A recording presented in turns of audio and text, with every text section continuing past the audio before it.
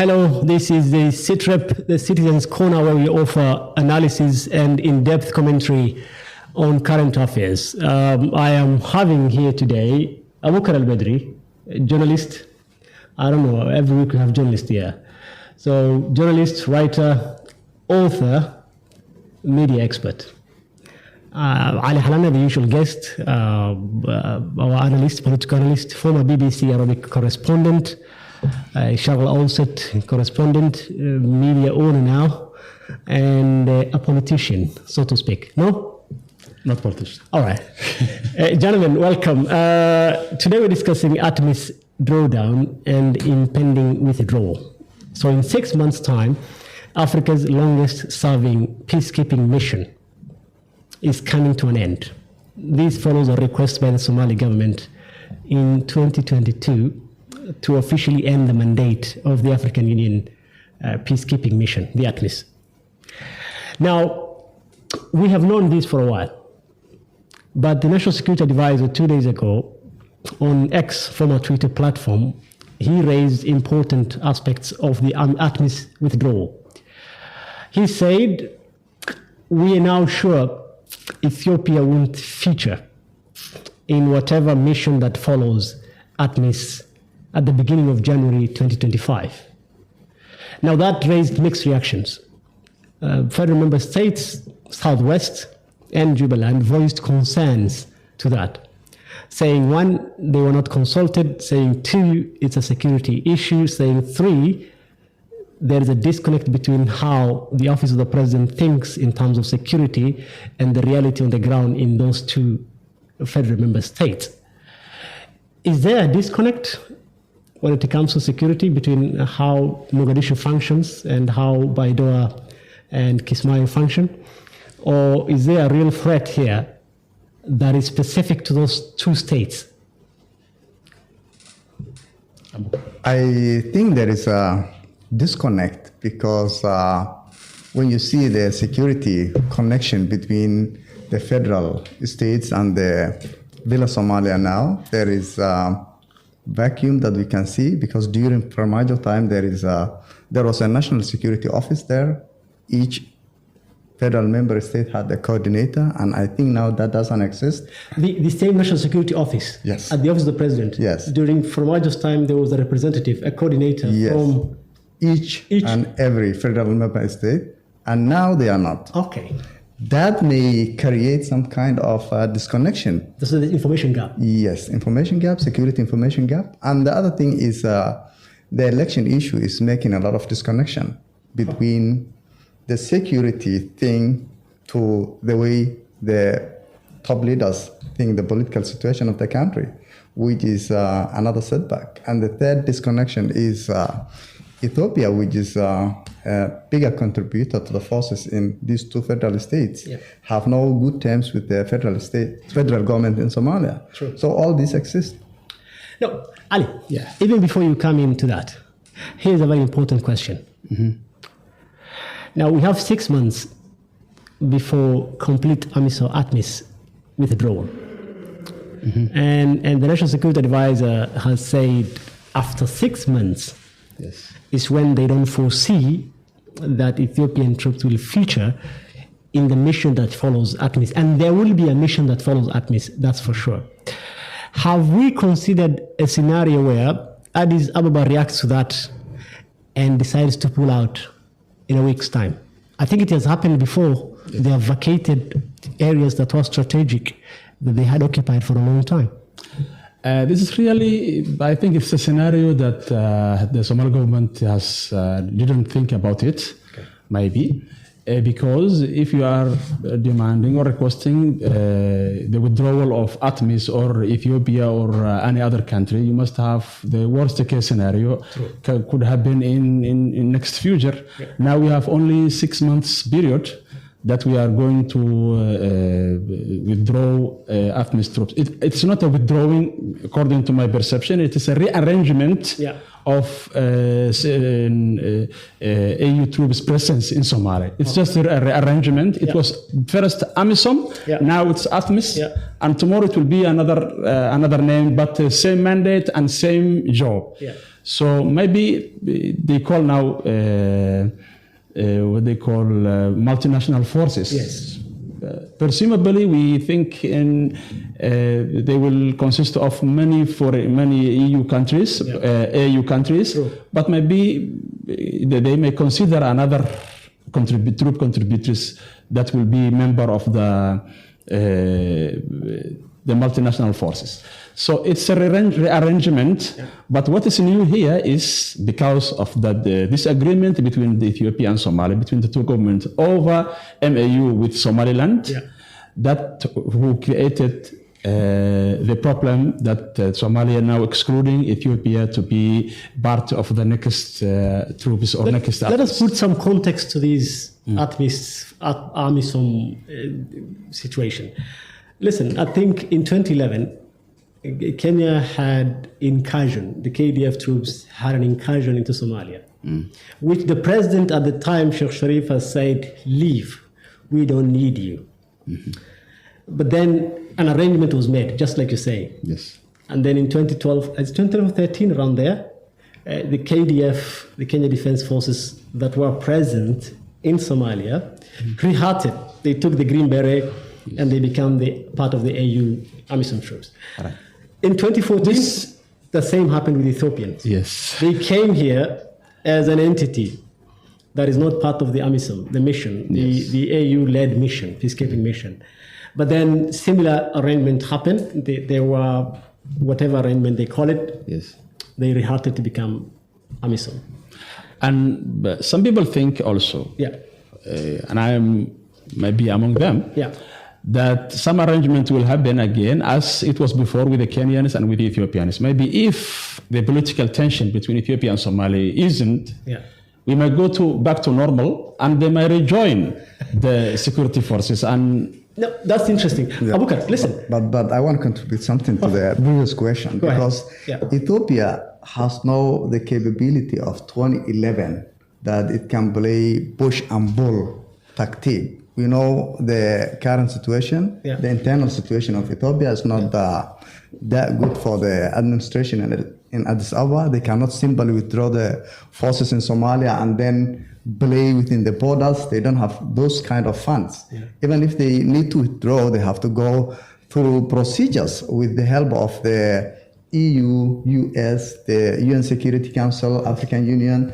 They cannot themselves play the game. We know it. The situation will not support that. Don't you know Ethiopia is the only country, is the only troop contributing country that has extra troops in Somalia that are not part of ATMIS? I know, but I don't mean that. The situation in Ethiopia now financially... No, what I'm saying is at least we should have addressed that. Yes, I know it. I know it. What I am saying is they cannot withdraw in weeks. That's what I'm answering. Okay. They cannot do that. They cannot so play logistically, financially, capacity, they are not ready for that because of the situation in Ethiopia. Good. So go ahead. Here I'm asking one question. Can we ask, does the Somali government alone can decide who will withdraw and who will not withdraw? Who will be part of the multinational force that coming after December? Can they alone decide? We know they are not the financiers. They are not they don't have the capacity to have a bilateral or multilateral agreements with many other countries. Do they have the capacity alone, or will the international community allow just to listen to Somalia? We want this and we don't want this. I think Somalia can decide yes because the country is independent. Somalia can decide which country it needs to join the multinational forces, which country it needs to stay in its country. That's solely for Somalia. But when it comes to who's coming and what kind of funds and what mandates, then there is UN Security Council, African Union Security Council, Arab League, IGAD, other international instruments. Then there is the elephant in the room, EU and US. Still, Somalia has the mandate to say no to any country that violates its sovereignty. No, I think for background, AMISOM, I think there are 3 or 4 major entities that allowed for AMISOM presence in Somalia. Number one is the mandate from the UN Security Council. Yes. Number two is the AU that provides the troops. And number three is the EU that provides support in terms of financial support to sustain the mission for 17 years. Yes. So I think if I get you right, the outfit that is going to replace ATMIS, multinational force, will it be bilateral? If it is bilateral, if Somalia can deal directly with Kenya and Rwanda and Djibouti and Ethiopia and any other country that is ready to provide troops, what kind of arrangement will it be? Will it have all the checks and balances? Will there be all the accountability? Because here they are entities. There is African Union, the EU, and the AU.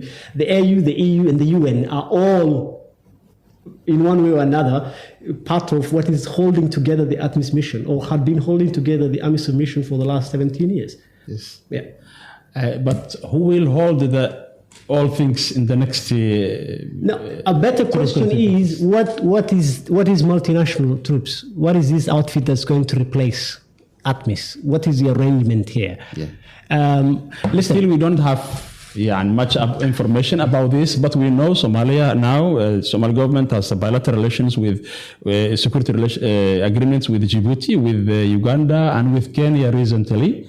So maybe it will have... And they have security arrangement with Turkey and the UAE. Yes, with Egypt also. With Egypt. And we don't know how this will reflect or shape the multinational force that's coming in January 2015, 2025. The case with Eritrea.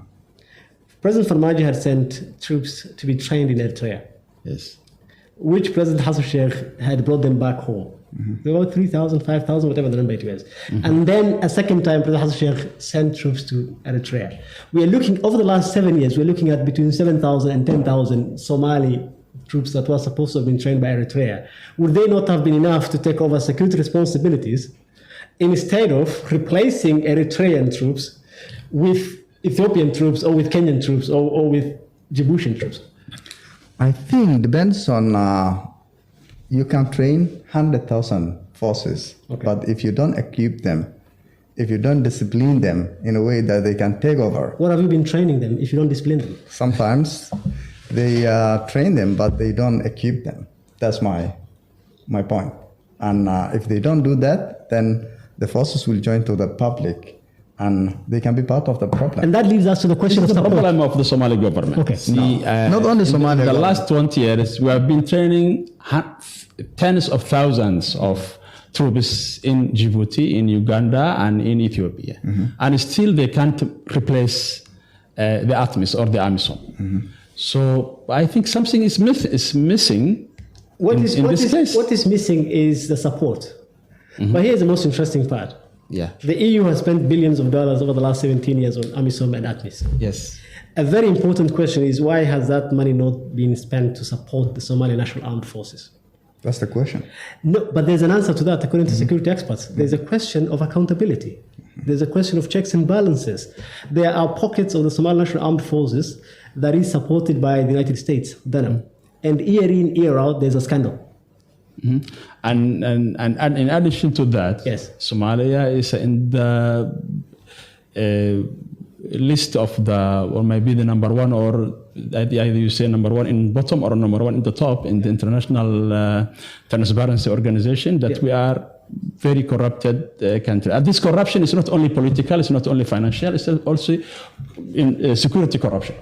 That's what makes a lot of different countries that supporting Somalia to have a concern about if you invest in security in Somalia or in the forces, in the police, in the military, there will be a corruption, and that will affect their performance on the ground. So in essence, Somalia could be capable of taking over security responsibilities. But first, we need some house cleaning. Yes, we need some house cleaning, and also we need to take care of corruption within the ranks of the Somali. This has also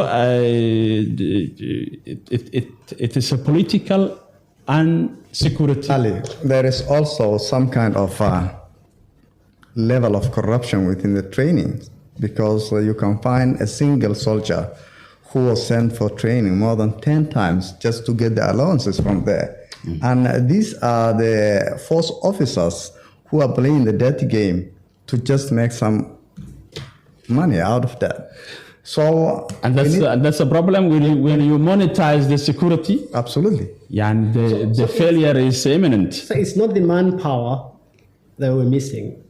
It is not the goodwill from donors that we are missing. Let's just call a spade here. And even it's not the public. It's not the public. Yes. What we're missing here is the discipline, accountability, checks and balances, taking care of corruption, cleaning the system, draining the swamp. That is what we're missing. By the authority. Yes. Yes. And that is why AMISOM has been the longest African-led mission. Yes. And now it's coming to an end in December of 2024. Yes. But instead of us being ready to take over security responsibilities, we are saying, no, we can't do without foreign troops. So we're going to do is we're going to remove the AU green beret. Let's see, this is the problem. No, let me put into another way. Even it is a shame on African Union to send more than 22,000 troops to a country without even doing any security progress. That's also another shame to the continent, to the African Union itself, not only Somalia. Some will say AMISOM was proof that it is Africa that is taking care of African problems, African solutions for African problems. That is a theme at the AU, by the way. What's the final product? Did they return something to Somalia? No. I say no. Okay. Yeah. Am I right? The other problem is, this is here the responsibility is divided between the African Union, as you say, and between the Somali elite politicians. Now, it's a business. We monetize the politics, we monetize the security, we monetize the mission. The mission also. So this has become big blow, and after 17 years now, we are having nothing. Okay. But let me just, this is a background. Go ahead. For example, when AMISOM came to Somalia in March 2017. 2007. Sorry. Yes. You were a journalist then. Yes, I was there. I covered the day. And then it was just a peacekeeping mission. True. Peacekeeping mission. True. And their mandate was just to protect the government locations of that time. And then after 4 or 5 years, they changed the mission into a peace-making mission. That is when they started also pushing Al-Shabaab out of Mogadishu with the Somalia National Army, and also they drove all the way to Barawe. They liberated Afghan corridor from Al-Shabaab, and then after that they rechanged the mission into another peacekeeping. Then it became like the doom and gloom. And then from 2012 up to now, there was no single ATMIS operation against Al-Shabaab. Al-Shabaab was just playing havoc on their bases, killing scores of forces and showing of horrific photos and footage. So this is the result we had since 2012. True. And that's not good image. Even if they are leaving now, then the Somalis are still grateful to them, but not with good result. Okay, in addition to that, now, we came from 22,000 troops deployed to Somalia 17 years ago, and now we are talking about 17,500? Something like that. Yeah. And now we are talking about withdrawing about half of them or something like that. Yeah. Now, here I have the strategic planning for post-ATMIS, the proposal that the federal government of Somalia submitted to the UN and African Union. Still, we are talking about between 7,000 to 10,000 troops. And if you look down the places that were to be deployed, there are 14 forward bases. Who will finance this and who will manage this? And who will guarantee that same mistakes will not repeat again as the case was with AMISOM and with ATMIS? This is also a problem. But I blame Somalia, the government. If the government do not want to have its own accountability mechanism to ask African Union forces here what is the end result every year, then it's the problem, because it's not only fighting Al-Shabaab, it is empowering and training the forces, giving equipment, mentoring them, strategizing the war. There are a lot of things they can do, and they are not. Is there a specific reason why the Kenyan troops in AMISOM are stationed in Jubaland, where Kenya shares border with Somalia? Is there a specific reason why the Ethiopian troops in ATMIS are stationed in Southwest, where Southwest shares border, where the Somali border with Ethiopia is Southwest? Who decides that? Ariel, who decides that is the two countries, because they have security The troop concerns. contributing country decides that. Yes, they decided. No, I think So it's not- Ethiopians prefer Southwest and Jubaland, and Kenya prefers the Jubaland also, because it is a security concern to Kenya and to Ethiopia also. And both countries, they want to have somewhat like buffer zone between their borders and Somalia, to have their troops there, and also to have their influence, rather than they have political influence And in that Somalia. answers Abukar's question on why we cannot seek accountability from a troop contributing country that is a neighbor. And by the way, if you remember, back in 2006, I think, 2008, 7, around there, Yes. Kofi Annan, the late UN Secretary General, Yes. had cautioned about neighboring countries Yes. sending troops over, because they're saying there's a lot at stake. He said it's dangerous, it's not advisable for neighbors to have troops presence in the other country. Mohammed, you are taking us back to the history. Yes. That was Kofi Annan's concerns. But originally, Yeah. when we were talking as a Somalis about troop contributing countries, Yes. there was a political division among the Somali politicians in the parliament and in the government. Do we include frontline states to participate in AMISOM or not? And we all know what happened in the parliament and how things went. Yeah. So it was the first mistake that to neighboring country to be included, to participate in the peacekeeping forces in Somalia, and it never happened in any other case in the world. All peacekeeping missions, UN or other countries, all peacekeeping missions in the world, no single frontline states participated in other cases in the world, but only Somali. Well, the case of Southwest, Yeah. there are two different Ethiopian forces there. True. One is the ATMIS contingent in Baidoa, and then the other is the other Ethiopian bilateral troops. So they have legitimacy. They have legitimacy now. And before the Ethiopian troops in Baidoa, there were Ugandan forces there, and then replaced by Burundi, and then replaced by Ethiopia. Okay. After that, the Ethiopian forces are both ATMIS and non-ATMIS, and they're in 3 regions, Gedo, Bai, and Bakol. Yeah. When it comes to those that are non-ATMIS, they are more than the ATMIS Ethiopian forces there. And with whatever agenda, it's not, we don't foresee in the short term that they just say goodbye Somalia. Yeah. They will come up with their own agendas, but still Somalia needs to have plans to replace them, to have better plans of at least stationing some of the forces they are training within. Sources close to the presidency are saying that Somalia can take over from Ethiopian troops by December. At least there's confidence. I still have the question of how. Well, good question. Because as you said before we come to the session, Yeah. that no single the troops that have been trained for last 20 years, they are not deployed in either Southwest or in Jubaland. Yes. I know that there are places like Kansahdere, Purakaba, El Berde, and other places in Hodur, Wajid. All these places have Ethiopian non-ATMIS forces. Yes. And there are no SNA forces there. Mm-hmm. If the government wants to take over, then they have to start now deploying the forces that take over. If the government is not deploying anything, then You don't see how.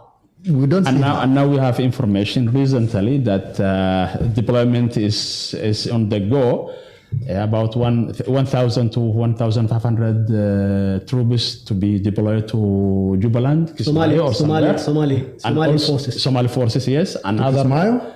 into Kismayo to Jubaland. To Jubaland. And also another 1,000 or 2,000 other Somali troops to be deployed to Baidawa itself. And President of Jubaland and Southwest, they came to terms with the President Hassan Sheikh Mohamud that these troops to be deployed. And they are in good terms, as my information says now, but we don't know what will happen next because of the political heat. If they are in good terms, then that's good to go. If they are not in good terms, then it will be. No, the good terms are dictated by elections. Yeah. How they agree on elections. And what, everything is tied to elections. And what the rumors and what we can expect now is both Ahmed Mugabe and my friend Laftkaren are expecting to do something after Hajj. Your friend wants to hold elections? Does he? That's it. we will know that. Okay. Gentlemen, the multinational force Yes. that the government is saying will probably succeed, ATMIS. Do we have a timeline? Has the government provided a timeline, a time frame of how long the multinational force would be in Somalia before Somalia can take care of security responsibilities? Or like usual, we're going to rehab them again into another outfit? Yes, according to the strategic planning for post-ATMIS proposal that's been submitted to UN Security Council by the government. This is from the presidency. This is from the National Security Office. National Security Office. Okay. There's a paragraph, and I quote here. They say the Somali security forces are improving, but not yet capable of independently providing security to key population centers and infrastructure. So therefore, the SSF operations will continue to require external logistical enablement while sovereign capability is developed. And that could take between 3 to 5 years. So that's specific. That's a time frame that proposed by the Somali government. Looking at another mission that succeeds ATMIS for 5 years. Yes. Or accurately, for between 3 to 5 years. Between 3 to 5 years. Yes. So, but not less than 3 years. Yes. So at least we assure the next 3 years, from January of 2025, there will be a force, a foreign peacekeeping force that will be in Somalia from January 2025 to December of 2028, 2027, I think. That's what's written here. And I'm asking here, is there any peacekeeping mission, either UN peacekeeping mission or another EU-led peacekeeping mission that has succeeded to solving the problems in any other single country, either in Africa or in elsewhere in the world? At least we know that the Africa's longest running peacekeeping mission, AMISOM, has not been very successful. At least we know that. Abukar, here is something very interesting. Because we don't know exactly. Well, apart from the National Security Office saying that the countries that are ready to provide troops like Uganda, Djibouti, Burundi, and Kenya will still be part of the new outfit. There is a possibility that also other countries could be part of the new mission. Now, I think there's a risk of contractors, because they're also foreign troops, mercenaries. In West Africa, there's a country in West Africa, I think it's Somali, that ejected the UN troops and replaced it with Wagner Group. So is there a possibility of a similar situation unfolding here? Is there a threat of a kind? There is a threat and possibility both. And I say so because now, post-AMISOM, during this ATMIS time, there are AMISOM, ATMIS veterans who return to the country to create their own security companies, providing protection to the non-Somalis, including the international diplomats. Wait a minute, you're saying there are former AMISOM Yes. force members, Yes. veterans who went back, retired, found some money, created security companies, and are operating here. And they're in the country. And they are everywhere. If you go to the airport compound, Yeah. every compound, Yeah. there is a non-Somali that is there to... Who owns these companies? I don't know. I don't want to mention companies, but my concern is if, for example, the Somalia government and the international partners supporting them do not be very careful with what the scenarios will look like, then I don't worry about Wagner coming to Somalia, but I still worry about other Wagners in making in Somalia. In making. Yes. All right. They can be their own mercenaries. Now they have contracts with the UN agencies and the embassies and something like that. But if, for example, those funds end, are they going back home? I doubt. Interesting. Or maybe, are we expecting also a Somali copy of Wagner in Somalia? Maybe. Depends on what kind of resources we dig in from the country. I mean, if money is involved, I think what you've learned from anywhere in Africa is where money is involved, expect everything. Yeah. Last word. Lastly, I just send a message to the Somali government to be very careful with the current situation and also the coming future, because their decisions may put the country in a good future or in a very bleak image. And you have a problem for us? Yes, not a poem. It's a problem. Problem, yes. Saying.